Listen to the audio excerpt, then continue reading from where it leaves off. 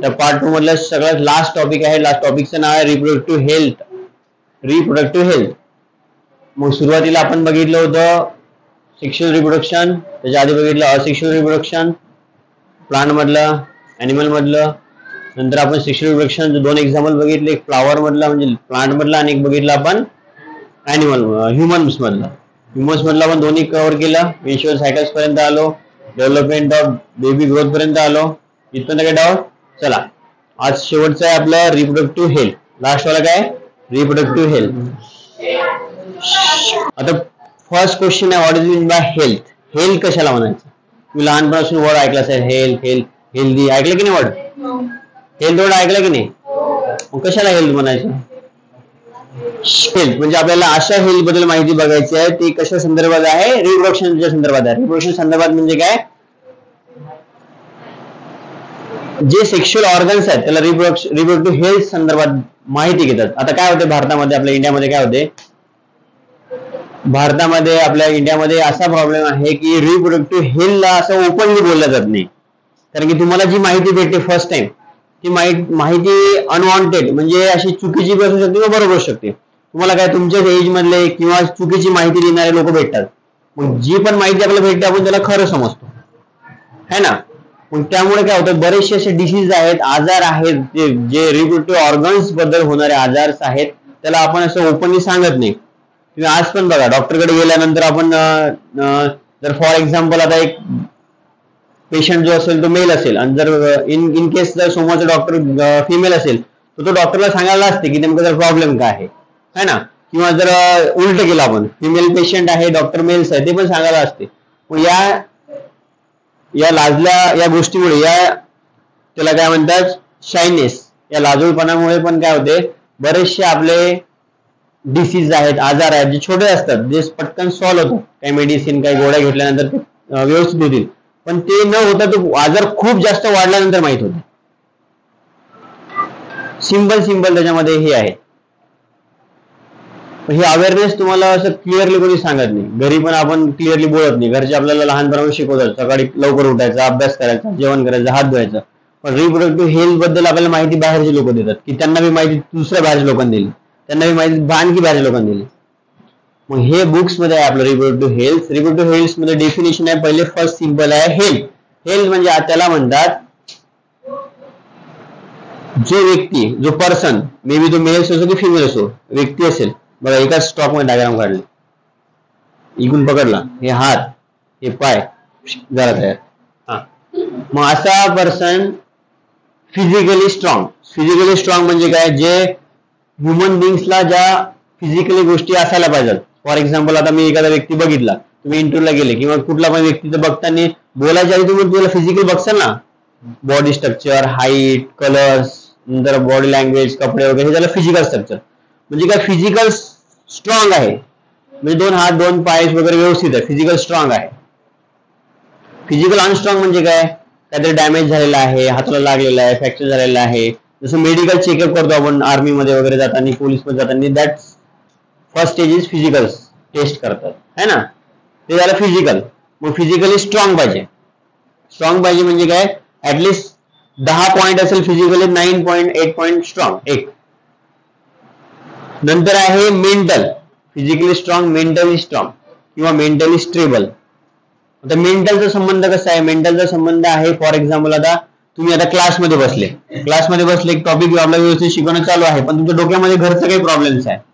घरी for example काही वाद झाले असेल किंवा काही प्रॉब्लेम सुरू असेल किंवा कुठला तरी आपलं ब्लड रिलेशन मधल्या व्यक्तीची डेथ झाली असेल, मग मेंटली आपले विचार चालू होतात ना. बघा ना, एखादी जर निगेटिव्ह गोष्ट आपल्या लाईफमध्ये घडली तर 24 आवर्स खूप जवळचा व्यक्ती असेल तर 1 मंथ त्याचं दुःख राहते आपल्याला. मग आपण जेवण पण व्यवस्थित करत नाही, पाणी पण व्यवस्थित पित नाही. तुम्ही फिलिंग मधून गेले की नाही काय माहित. जेवढं आपलं एज वाढेल तेव्हा आपण हे फील करू. मग तेव्हा हे मेंटली डिस्टर्ब राहते. भले ते फिजिकली स्ट्रॉंग राहते, हात पाय डोकं बिकं सगळं व्यवस्थित त्याला, बट मेंटली डिस्टर्ब राहते. मेंटली डिस्टर्ब या 3 गोष्टीमधला एक जरी गोष्ट नसली तर तो व्यक्ती अनहेल्दी आहे. मग हे झाला मेंटली.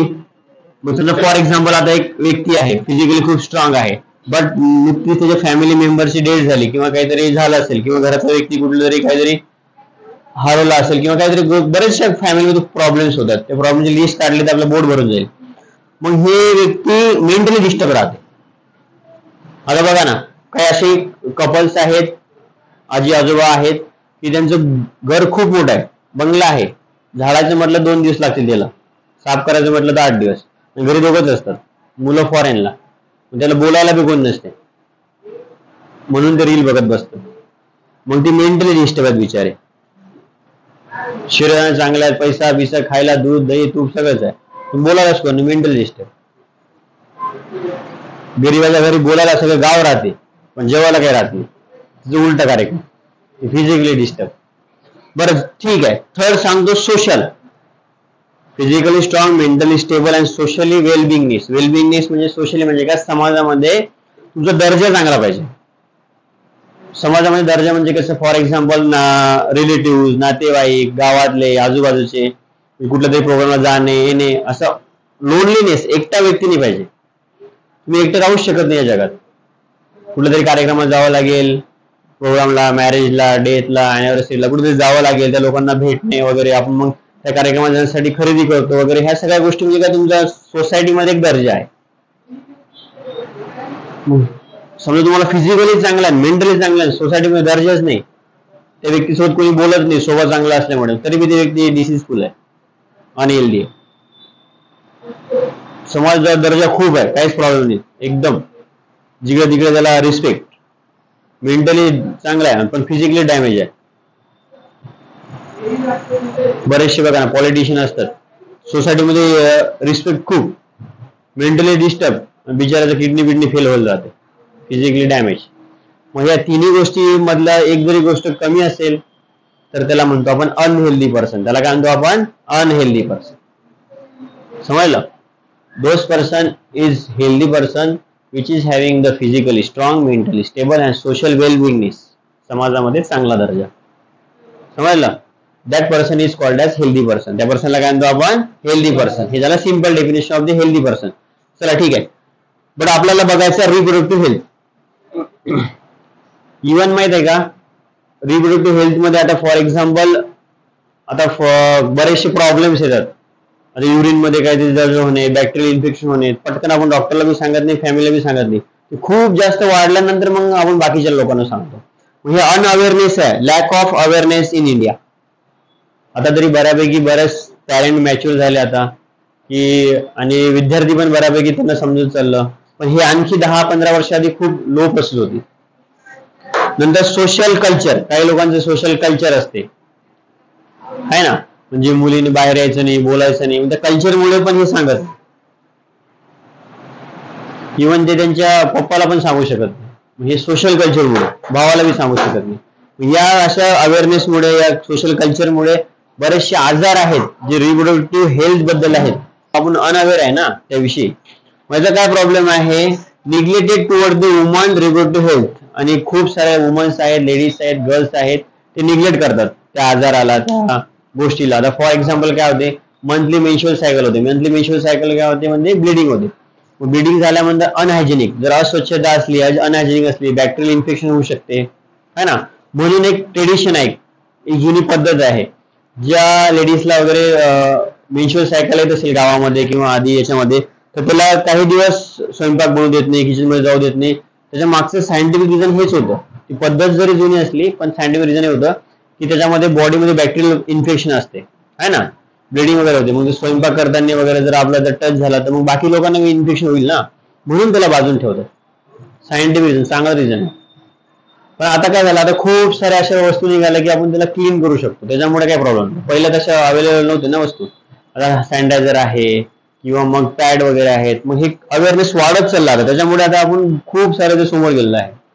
मग हे निग्लेक्टेड करतात वुमन्स. आता फॉर एक्झाम्पल सुरुवातीला एक बरेचसे एक्झाम्पल आहे. आता समजा आपण पब्लिक टॉयलेट वगैरे वापरलं, पब्लिक टॉयलेट जर स्वच्छ नसलं ना, तर युरिन वगैरे करताना तिथे बॅक्टेरिया इफेक्ट करतात रिप्रोडक्टिव्ह ऑर्गन्स वरती, आणि नंतर ते युरिन इन्फेक्शन होते. हळूहळू युरिन इन्फेक्शन आपल्या लार्ज इंटेस्टाइन पर्यंत जाते, लार्ज इंटेस्टाइन, स्मॉल इंटेस्टाइन. मग आपल्याला ऍसिडिटी येणे किंवा मळमळ होणे, अन्न न पचन होणे, तिथून प्रॉब्लेम सुरू होतो. तो रिझन आहे ते, पण सुरुवातीला आपण सांगतच नाही असं झालं म्हणून. हे रिलेटिव्ह हेल्थची खूप सारे असे कारण आहेत. पण ह्या गोष्टी तुम्हाला कधी माहित पडतील, ज्यावेळेस तुम्ही अभ्यास करता तेव्हाच माहित पडेल, किंवा तुम्हाला कोणीतरी एक योग्य मार्गदर्शन करेल तेव्हाच समजेल.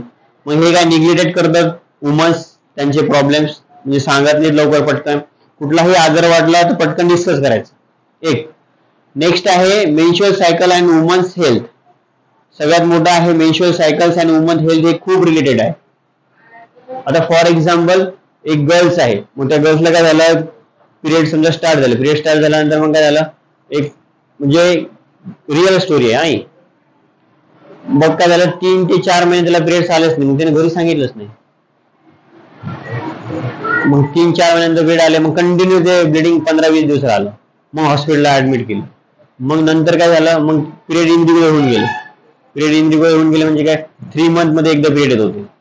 मग नंतर मॅरेज झाल्यानंतर माहिती झालं की सिस्ट गाठ तयार झाली. सिस्ट गाठ म्हणजे कुठे झाली, समजा हे ओव्हरी आहे, नंतर हे ओव्हिडक्ट्स आहे, तर या ओव्हरीवरती गाठ तयार झाली. मग ऑपरेशन करून ते काढावं लागलं. आधी जर फर्स्ट स्टेज मध्ये माहिती झालं तर ते टॅबलेटमुळे गोळ्यामुळे क्लिअर झालं असतं. पण ते त्यांनाही माहित नाही पेशंटला की आपल्याला घरी सांगावं लागतं, घरच्यालाही माहित नाही की आपल्याला हॉस्पिटल न्यावं लागतं. दोन्ही बी काय झालं, इलिटरेट म्हणजे अशिक्षित झाले. मग ते जातात महाराज जवळ, कुंकू, हळद, नारळ, पेढा, पैसे ठेवून जमलं असं होते बरं. करून बघायचं, रोज दर्शनावर एक नारळ न्यायचं.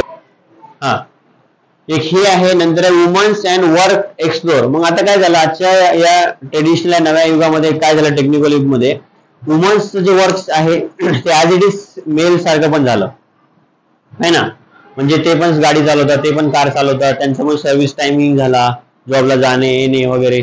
या धावपळीमध्ये कामामुळे त्यांचं अवेअरनेस याच्याविषयी वाढायला पाहिजे, किंवा त्यांना या सगळ्या गोष्टीमध्ये क्लिअर माहिती पाहिजे है ना. ह्या वर्कमुळे पण काय झालं, थोडे चेंजेस झाले, एज्युकेशन वाढत गेलं, मग लेट मॅरेज सुरू झालं, मग ओव्ह्युलेशनचा प्रॉब्लेम, फर्टिलायझेशनचा प्रॉब्लेम, हे अशा गोष्टी या रिप्रोडक्टिव्ह हेल्थ मध्ये वाढत चालल्या. नंतर need of the hygiene of menstrual cycle, म्हणजे स्वच्छता राखणे खूप गरजेचं आहे. पहिली गोष्ट आपल्या बॉडीला वॉटर कमी पडायला पाहिजे. डेली 3 ते 4 लिटर बॉडीमध्ये पाणी जायला